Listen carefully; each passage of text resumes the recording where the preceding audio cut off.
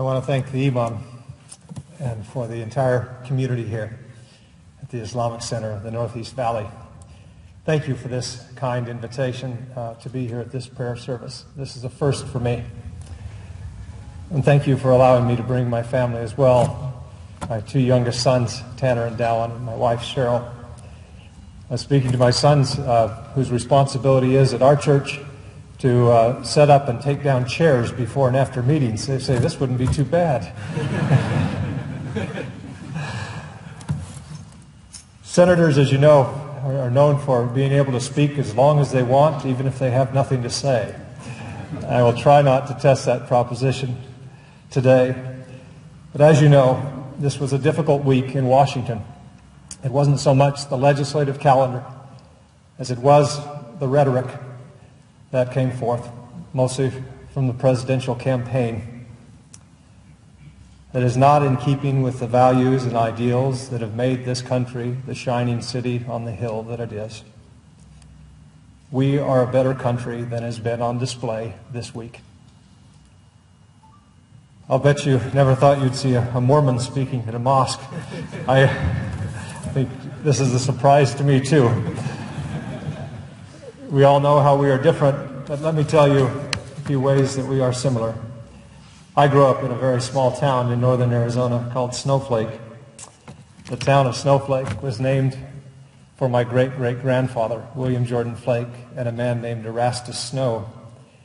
They were sent to Arizona by Brigham Young, the head of the Church of Jesus Christ of Latter-day Saints, or the Mormon Church at that time.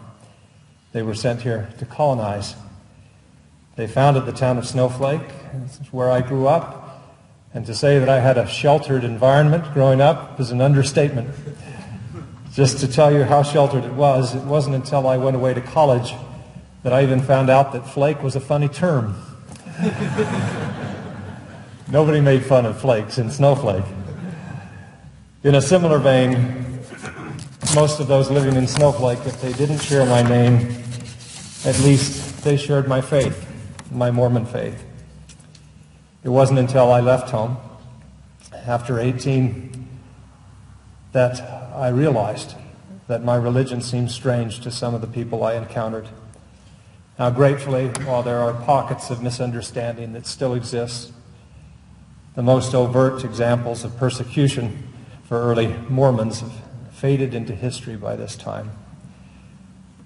There is, as I mentioned, much that separates Mormons and Muslims, but we do collaborate on a number of things in helping to bring relief after natural disasters.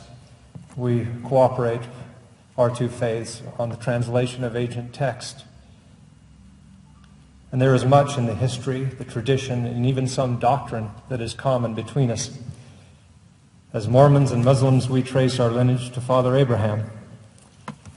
And while we may not agree on the divinity or the prophetic calling of Jesus and Muhammad, we all revere them as inspired teachers and leaders. Early persecution drove Muhammad from Mecca to Medina.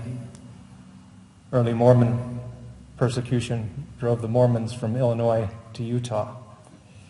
I have ancestors buried along that trail.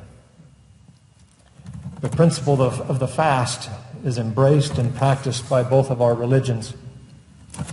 My two boys there, a couple of years ago, I took them to an island in the middle of the Pacific to test our survival skills. They got more of the fast than they wanted to. But we both practice the fast in different ways, as well as the responsibility and obligation to care for the sick and the needy. That is something that is central to both of our faiths. Muslims make the pilgrimage to the holy city of Mecca.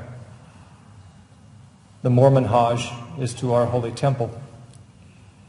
Because, like Muslims, Mormons do not drink alcohol, our trip to the temple is usually followed by a stop at Dairy Queen. Ice cream is about all we Mormons have. I'm not sure if there's a corollary for Muslims. As it pertains to this wonderful country in which we live, I'm convinced that an overwhelming majority of Muslims in America, as well as those of Christian, Jewish, Hindu, Buddhism, and other faith and other traditions, hold to the American ideal and the constitutional tenet of the freedom of religion. There can be no religious test for those who serve in public office. We do not tolerate religious discrimination in the workplace or in the neighborhood. The slogan on the Statue of Liberty, "Give us your poor, your tired, and your huddled masses yearning to breathe free," contemplates no religious test for those who reach our shores. It is well known by those in this room, but certainly underappreciated around the country, that Muslim Americans have fought and died alongside Christians, Jews, and others in every war our nation has fought since the Revolution, including most recently in Iraq and Afghanistan. Thousands of Muslim Americans serve proudly in our military, making the same sacrifices as their fellow soldiers to secure our freedoms. Muslim American law enforcement officers responded to the scene in San Bernardino to ensure that the perpetrators were stopped. Likewise, Muslim American emergency personnel bound the wounds and provided comfort to the injured. As was reported by the Imam this week, Muslim Americans came together and raised so far more than $200,000 for the victims of that tragedy there. It was said that they wanted to replace evil with good. Everywhere around this wonderful country, those of all faiths work together, fight together, rejoice together, mourn together, and worship together.